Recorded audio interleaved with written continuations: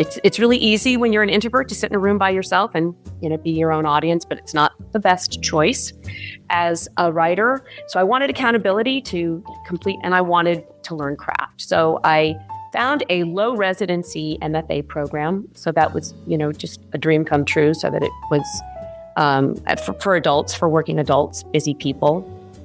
And I shouldn't say luckily, because it was terrible. It happened right during the pandemic. And I thought, this is perfect. I can sit at my desk and I can learn in community. And it was probably, just looking back, the best thing for me. Hey everyone, welcome back to Living the Next Chapter Author Podcast, where you get to meet amazing authors from around the world. It's a joy for me because, again, the whole idea of writing a book, I haven't done it yet. And even with 500 plus episodes, the idea of writing a book seems daunting to me. And here I have an author on the show who's done it and has done a great job of it as well. The book is called Fine, I'm a Terrible Person, and it's going to be out there in the world for you to buy and to buy for your friends and family as well. And Lisa is here on the podcast with me. I'm so excited to have her here. And my cat is meowing. Hi. And it's so great to have Lisa part of the podcast to talk about her book and her journey as an author. Lisa, welcome to Living the Next Chapter. Thank you very much for having me. I'm thrilled to be here. Excellent. Tell everybody, Lisa, where you are in this big world of ours.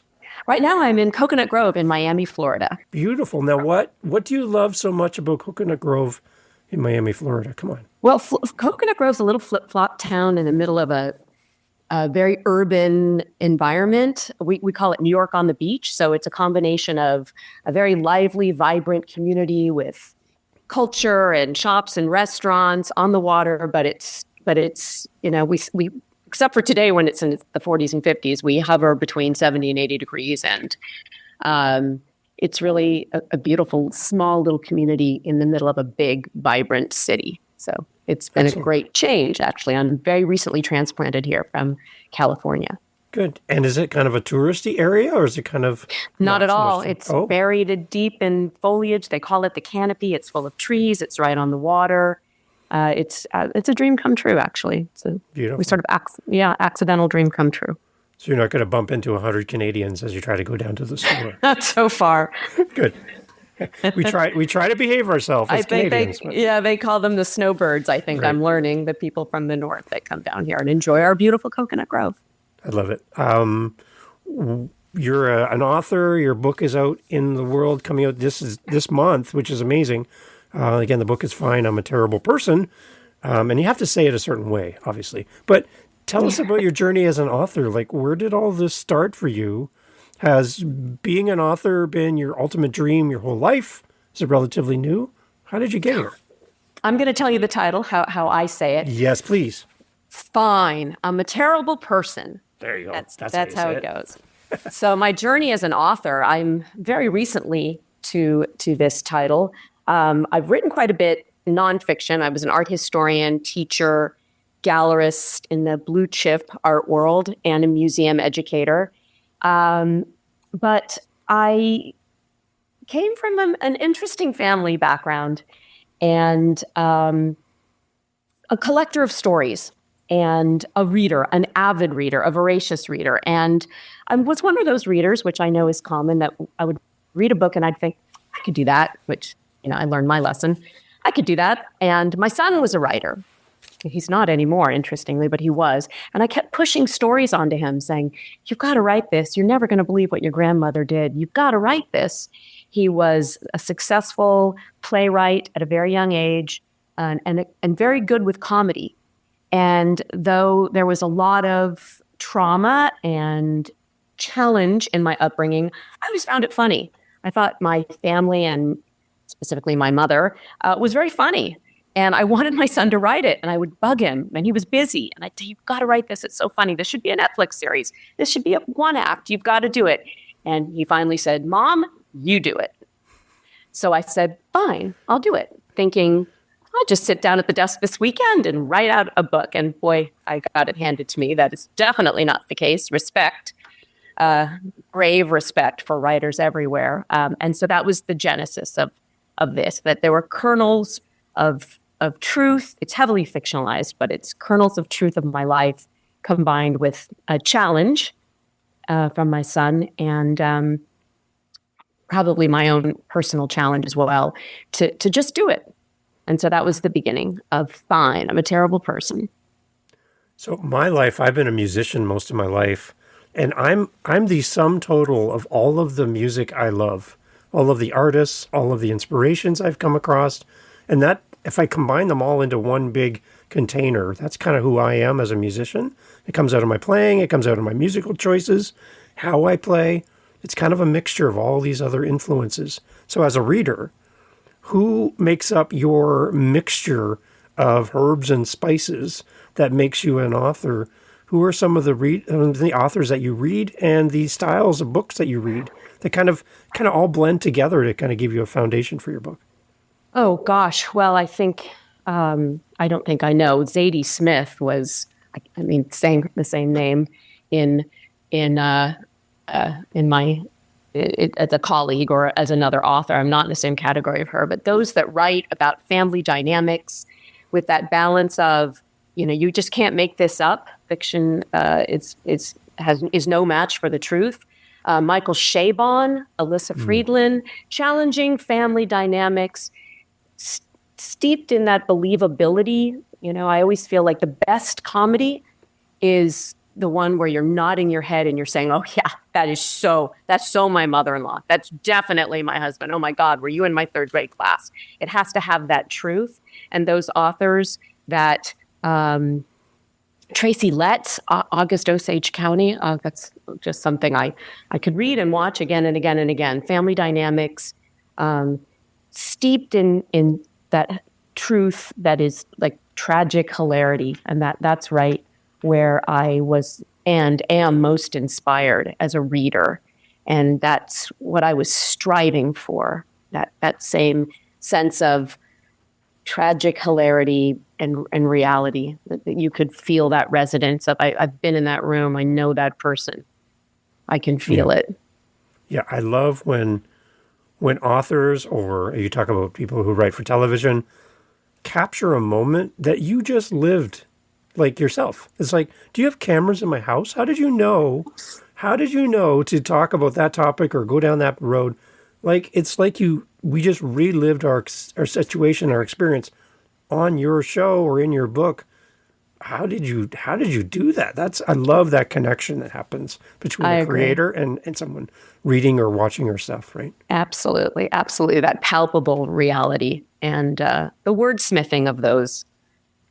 If I could even bump up, close into that world of how they wordsmith those precious nuggets of moments of, are you for real? Did that really just happen? Yeah. So that was my inspiration, a number of those authors. Now, you said you wrote this book in like a weekend. No, right? 3 years later. Yeah. Tell me more about the writing experience for you then. So I had that idea that, I could do that. Just like when you walk out of a movie and you think, I could have done a better job than that. And I am a lifelong learner. I never stopped that. I went back to school in my late 20s. I got a graduate degree in my 30s when I had small children. I love being in school. That's a little bit of a problem. I just really love being a student.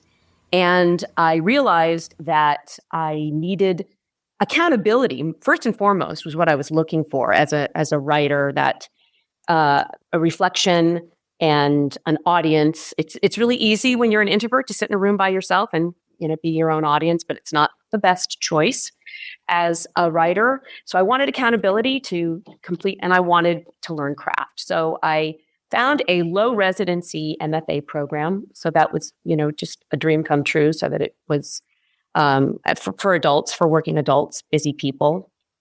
And I shouldn't say luckily, because it was terrible. It happened right during the pandemic. And I thought, this is perfect. I can sit at my desk and I can learn in community. And it was probably, just looking back, the best thing for me, because as an introvert, it's sort of just that like toe in the water of community via Zoom. I mean, it's changed our game, right? With work and creativity, being at a distance for people. And I got community, and I had a fantastic experience learning to write. And it started in 2020 in the pandemic. And I ultimately completed the MFA. And I I went into the program with this one singular idea. I had the idea. It wasn't, I'm going to be a writer. It was this story that I wanted to write. I really, really believed in the story. I just thought it was ridiculous in that way family stories can be. It just had to be written. So that was, actually saw the poster on a bus that was going by, a low residency MFA program from a school in my community, Dominican University in San Rafael, California.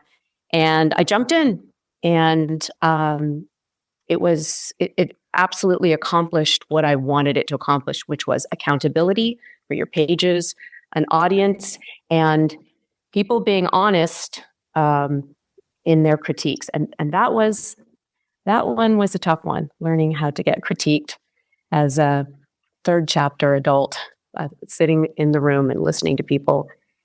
But I needed that, and it was a great experience. And I accomplished the task of completing a manuscript in the program. So did you write with the end in mind? Did you already know and have kind of in your mind mapped out the whole book itself, or did you kind of write in the process and figure it out as you went through? I definitely had that experience that I had read quite a bit about, that authors speak about, in that your characters, are realized and they take on a life of their own, and they will announce to you what they're going to say and what they're going to do. And so I'm definitely what they call a pantster, not a plotter. And my next one, I'll try a different way, but I just began to write.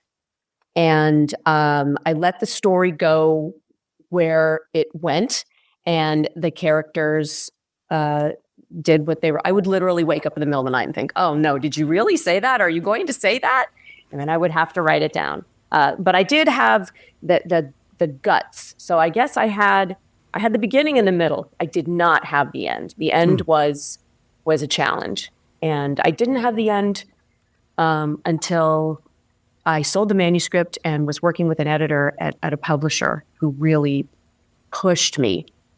She was tough in a wonderful, wonderful way, and pushed me to finish it and it was a great experience, because it was not where it was supposed to be. So you'll have to see. You'll have to read it to find out what happens at the end.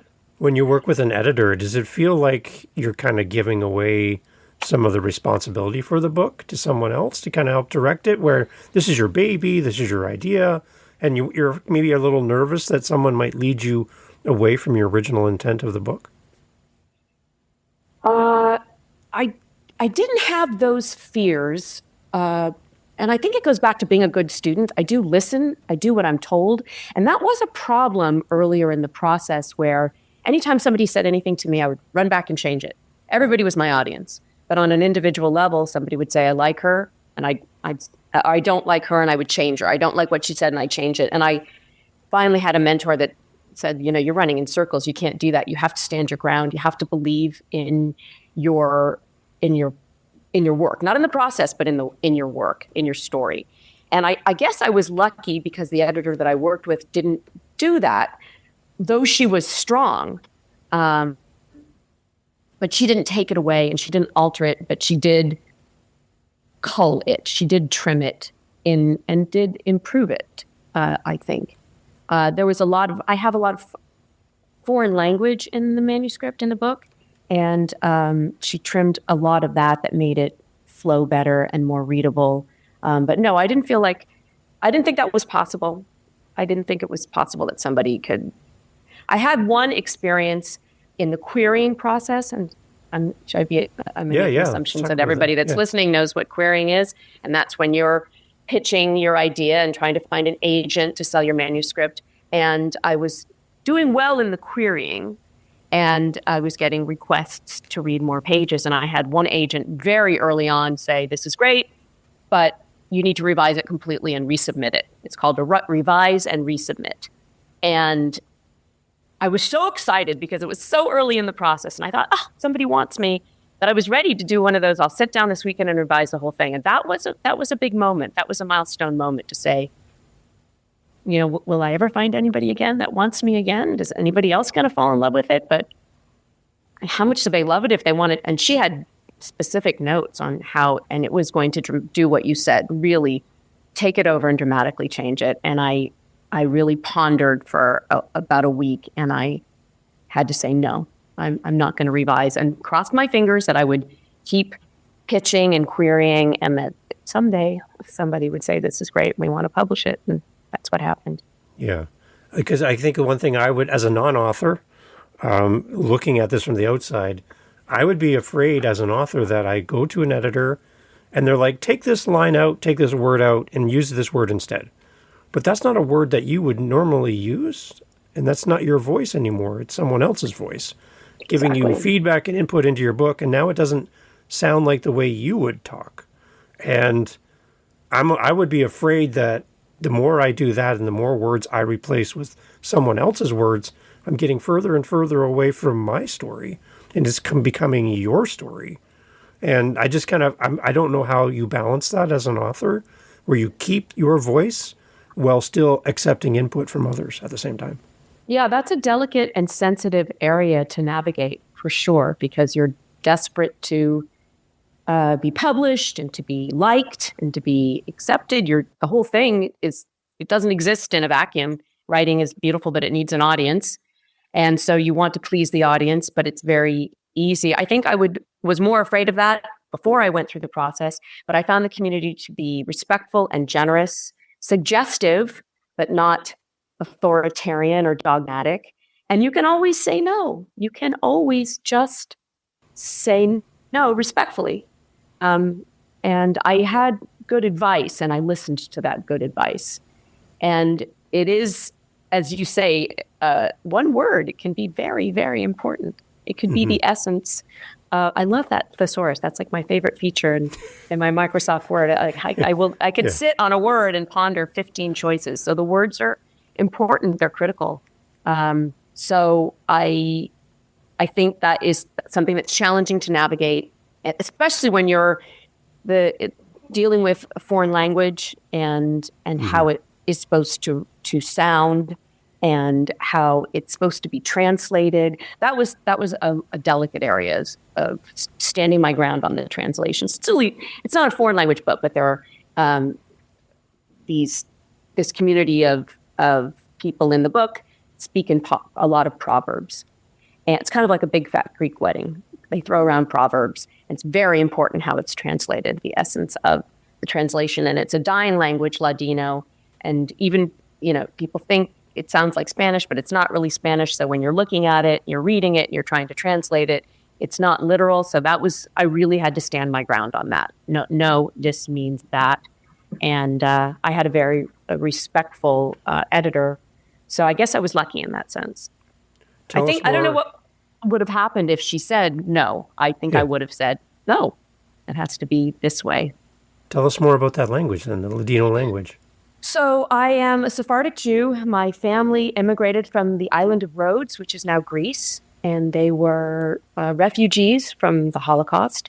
They're Sephardic Jews, and they were the Jews that were thrown out of Spain during the Inquisition in the 1500s, way, way back. And they took their language with them as they scattered all over the world, and they ended up in various countries of the Ottoman Empire and Turkey and Syria, all over the world. My family went to Greece, and this language is Ladino. It has its roots in Spanish, Castilian from Spain, so ancient Spanish, and it then combines like an amalgam of whatever they learn where they live, Greek. So it's Arabic, Aramaic, Hebrew, Turkish, Greek, and Spanish sort of all together. So it's very colloquial. It would be meaningless to somebody that doesn't understand it. I grew up in a Ladino-speaking home. My mother and grandmother and aunt spoke only Ladino to each other. And it embarrassed me when I was a kid, being a child of immigrants. I was embarrassed. I had to take my grandmother to the grocery store, and she embarrassed me. And I feel such shame about that now that I'm older. And so this is also a little bit of a love letter to my culture and my community and my ancestors, and sort of bringing this quirky, sweet culture, back to life on the page, and sharing some of their crazy sayings and proverbs that really, as I said, it's not a written language. So that's another challenge. So that was hard to be, it's not really something you can be grammatically correct with. But so that it's called Ladino. And that is what I grew up with. And there are several communities, not that many, in the United States, in Pacific Northwest, in Seattle, in Southern California mostly, and some down here in Miami also that still speak Ladino. Amazing. Okay, so take us into the story. I'm envisioning a listener. They're looking at your book on your website, which is beautiful, by the way. We'll have links to that in the show notes. You. They're looking at your book on your website or on Amazon or all these different places we can buy your book, and they're deciding whether this is the book for them. So I want to turn our attention to the reader. Tell us more about the overarching story in the book. Like, what do we need to know before we open this book for the first time? A love letter from you as the author to the reader. What do we need to know? At its core, it's a adult mother-daughter story. Okay. It's very much, absolutely at its core, from beginning to end, the infuriating relationship in both directions, from mother to daughter and daughter to mother. They are bonded in trauma from challenging circumstances. At their beginnings, they were abandoned by a husband and father. The family was divided. They had financial challenges. And through it all, they stayed bonded to each other in that I can't stand you, I can't live without you kind of way. But true to my values, I always thought that there's humor in trauma. I know if you know what I mean. Or it's a better way to handle trauma, with humor. So it's funny, but it's tender. It's about a mother and daughter, and it's a bit of a caper adventure. It starts in Northern California, and both of them end up on a road trip to Southern California, where it culminates. So the geography is very much California-centric. And it's also sort of a midlife coming of age where the daughter has to let go of some of the things she's been holding on to and save herself, save her family, save her marriage, and let go of some of the idiosyncrasies and neurosis that are not serving her anymore. And maybe let go of her mom just a little bit too. The relationship between the two characters, is it loving and caring? Is there some kind of thing that stands between the two of them that keeps them apart? Like, tell us more about that. Well, her mother, it's a parentification story as well. Okay. As a small child, she had to be responsible for her mother in a way that wasn't appropriate. And she can't disengage from that, even though she really should. And her mother who she's always felt sorry for and cared for and provided for, she wakes up one day in her 40s, not literally, and realizes perhaps she's a narcissist who's been taking advantage of her. And it's that how do you disengage with, I mean, it's also a little bit of an estrangement story too, in that sense. How do you disengage from a dependency that is harmful, but it's, the parent-child relationship is a relationship of survival, as a child, one can't survive without a parent, whether or not they're damaging you or inappropriately dependent upon you. So they drive each other crazy, but they're dependent on each other. And but at the same time, her mother's a kook, and she's funny, and the things she does are bizarre, and she gets through life, on the edges, on the fringes. Somehow she gets people to do things for her magically that nobody can understand. She can get somebody to build a house for them if she needs them to. She depends on the world and its generosity. She's sort of a Scarlett O'Hara kind of a character, where she can get people to do things for her. So she's funny and she's humorous, but Aurora is the mother and Layla is the daughter, and she's sucking the life out of Layla, really, Aurora. And Layla has to disengage, but it takes a little bit of an accidental experience at a cannabis conference for that to happen. Well, there you go. So yes, Layla is chasing her husband, to a conference. He's an investment banker in the cannabis industry, in the green rush of California legal cannabis. And she suspects him of having an affair. So she chases him to the cannabis and stalks him secretly, which is a little I Love Lucy-ish in this. It's comical. And she accidentally snacks on the side on granola bite samples. And she thinks she's snacking on granola. Turns out it's, I don't know, 8 gazillion milligrams of THC, and she's never done THC in her life. And so you can imagine what happens the next couple days to Layla, but it does transform her. And she learns to let go of maybe what's not serving her anymore and release negativity. And Aurora stays the same. She's never going to change, but Layla is transformed by the experience. Talk about the cover of the book. I'm looking at it on your website. It's beautiful, by the way. Thank you. Where did this come from? Come on. That's a Pacific Coast Highway in Southern California. Nice. Yeah. And so that is the mother and the daughter. And if you can see them together, they're basically a mirror image. They're the same person. One is younger and one is older. And they're in the car, which has a pivotal role in the story, in the caper. And they're on the Pacific Coast Highway, which is where the penultimate scene occurs between how much should I give away? I've never done it's up to you. It's completely up to you. Well, there's a tragic accident with a self-driving Tesla on the Pacific Coast Highway. Of course. Yes, Tesla. Yeah. or as they call them now, autonomous Teslas. Yeah. Back in my day, 10 years ago, they called them self-driving Teslas. And Aurora is misbehaving in the car, causes this tragic accident. They survive. Aurora and Layla survive. But that's a very important scene takes place on the Pacific Coast Highway in Southern California as they're barreling down the highway in Aurora's 30-year-old Saturn with 120,000 miles on it that hasn't been serviced in 15 years. And they come up against a self-driving Tesla, and you'll have to read that scene to see exactly what happens. So, okay, now I want you to take us as a listener and as a reader and put us into that car with this mother-daughter, and we're able to kind of just be a little eavesdropping in the background and just be in the vehicle with them. What's playing on the radio? What's the mood in the car? What's the tone, the relationship between the mother and daughter in the moment? If we were just able to hop in the back seat, like kind of set the stage of what's happening in that image on the cover of that book? Is it joyous? Is it exciting? What's happening in that moment?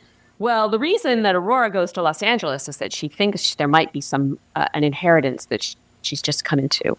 And she doesn't inherit any money, but she does inherit some handbags. It turns out her aunt was a hoarder and hoarded handbags. And she had this trove of handbags that she saw as treasure. And the handbags are stolen. And in this scene, they're chasing the thief down the highway.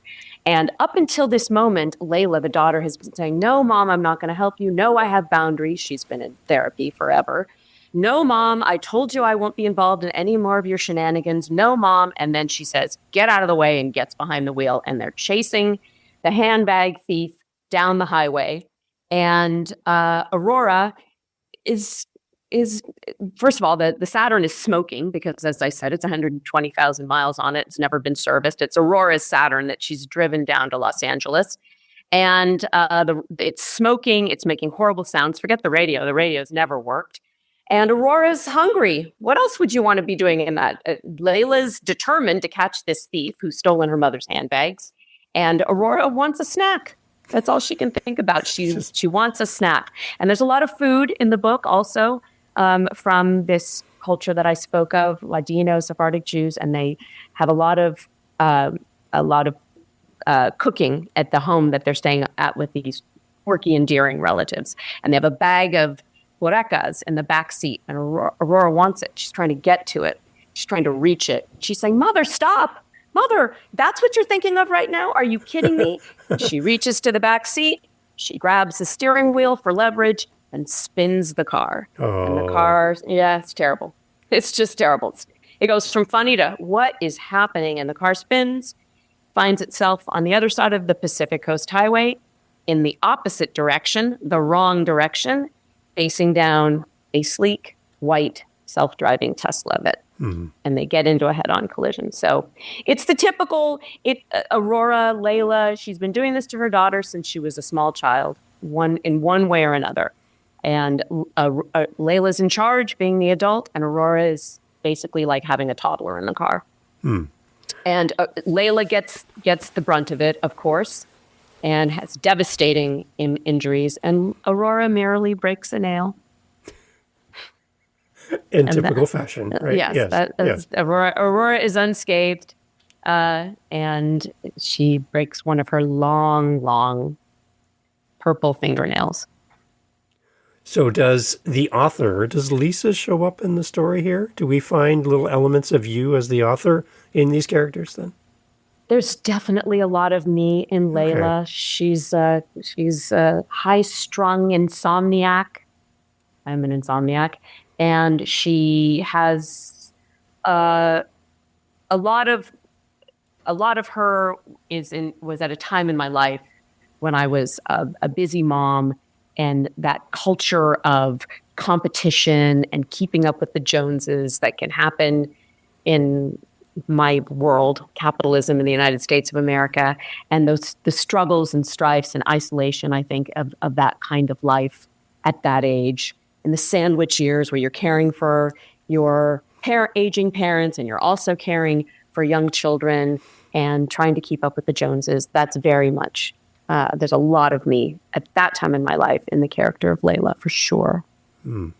That's interesting for the readers. They're like, oh, that sounds like me, like right now. So this book is going to be perfect for me in my situation, because I'm going to find so many relatable characters for myself as well. I really loved that read when I was at that time of my life as a mom. Yeah. I really loved the Mean Mom books. And it definitely is that feeling of, oh, I'm not the only one that has all of these insecurities and challenges and infuriating. There's some annoying in-laws in there too.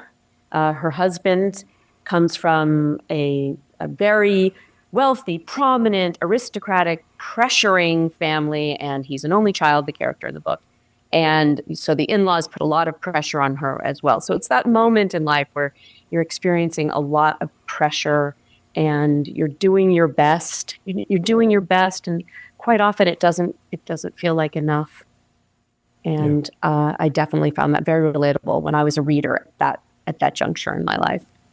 So there's some letting go too in the story, learning to let go. You said your son kind of gave you the push to write.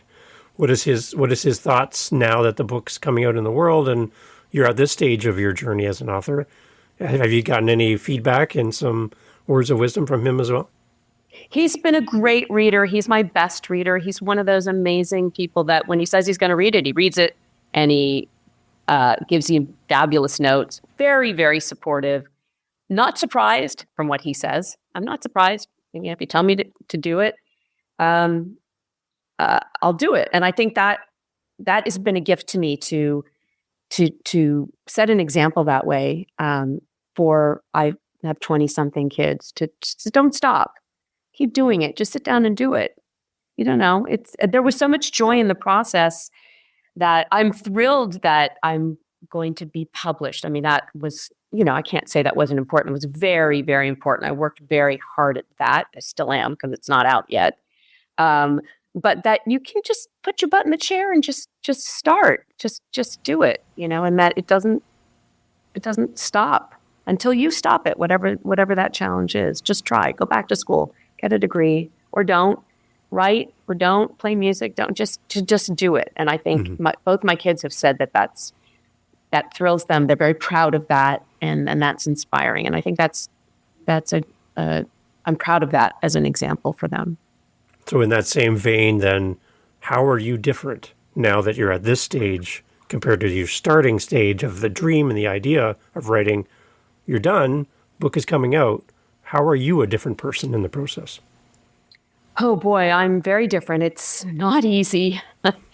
It's not fast. I'm a rusher. I like to rush. You tell I talk fast, and it just couldn't be rushed.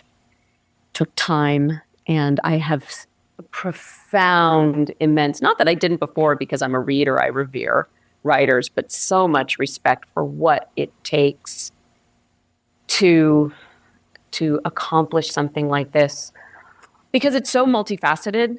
There's the learning about the writing. And then, as I said before, once that's done, you think, oh, I'm done.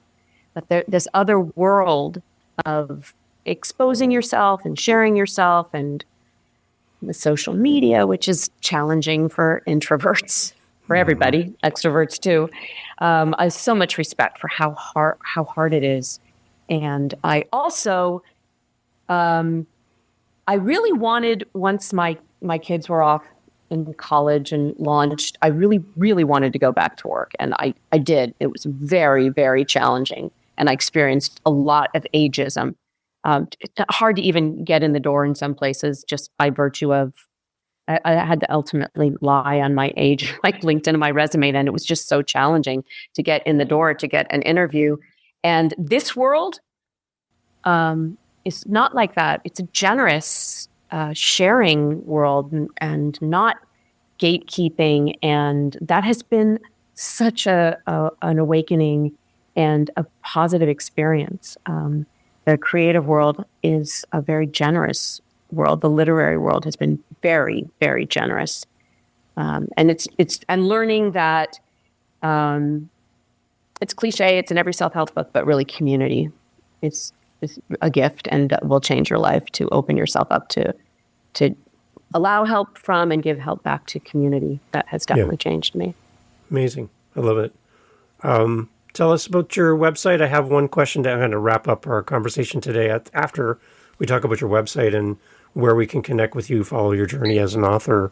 But where do you want to send a listener? How do they stay in touch with you? www.lisaf, as in Frank, Rosenberg.com is my website. I love my website. That was so fun. That was another thing that I thought, what? Me? Huh? A website? What would I ever have? But I had to, because as you said, people want to go somewhere and land and find out about you in the book. And it was a lot of fun to build because I just have a track record of 14 best-selling fiction books to put up there. So I got to expand on the essence of the community and the culture of Rhodes Lees and Ladino and so I put recipes, and I have a fabulous playlist and history there, and also that also came from a lot of other authors saying, just put whatever you want up there.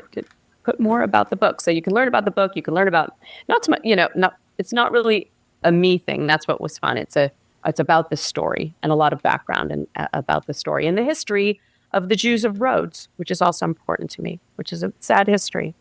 I'm on the recipe page right now. Out of all of these amazing recipes, is there one that's like your go-to? Like, if I could have this right now, I would be so into this. Is there something that's your first one to go to? You should make barekas before and know what a bareka is before you read this story, because the car is an important role. There's Layla, there's Aurora, there's the car, and then there are the barekas. There you go. And keep your hands off them while you're driving, apparently. That's right. I love it. Okay, we'll have all the links for that as well in the show notes. Thank you. Lisa, one more question for you as we wrap up. My podcast is Living the Next Chapter, so I got to ask, using the name of my title of my podcast, for you as an author, the book's coming out, we're excited, we're celebrating with you. We want to give it time to breathe and rejoice in this whole launch of the book. And being on a podcast, your first one, congratulations. You'd have no idea. You've never done this before. So well done. But for somebody listening, they're curious, what is your next chapter? How are you living your next chapter as the book is launched? What's next? I'm going to keep writing and I'm going to keep reading. I already have another idea that is just as irresistible to me as this. It's just beginning. And I'm probably going to be a pantster again and not a plotster, though I thought I would. And that was my New Year's resolution, was to get to it, put my butt in the chair and get writing on this next idea. Excellent. Well, keep us in mind, because I know the audience loves to reconnect with past guests and follow your journey as an author, support you in your next book as well. And it's nice to get an update in the future from our past guests. So keep us in mind. I'd love to have you come back as we celebrate the next thing, as we're continuing to live that next chapter. It's awesome. Thank you very much. It was a lot of fun. Excellent. Everyone, all the information is always in the show notes for Lisa. Go and check out the website. Go create and try these recipes. Come on, you got lots of homework to do. And you need to buy the book, leave an amazing review so that people know exactly why you fell in love with this book and this amazing author. And you know somebody's going to love this book in your family and friend circle. So go ahead and buy a second copy and send it to them as well. Lisa, thank you so much for doing this. Thank you very much, Dave. It was a pleasure. A lot of fun. Hey, thanks for being here for the Living the Next Chapter podcast. So glad to have you as part of our family of listeners. There's a seat for you just here on Living the Next Chapter, and I'm so happy that you have listened to all the way to the end.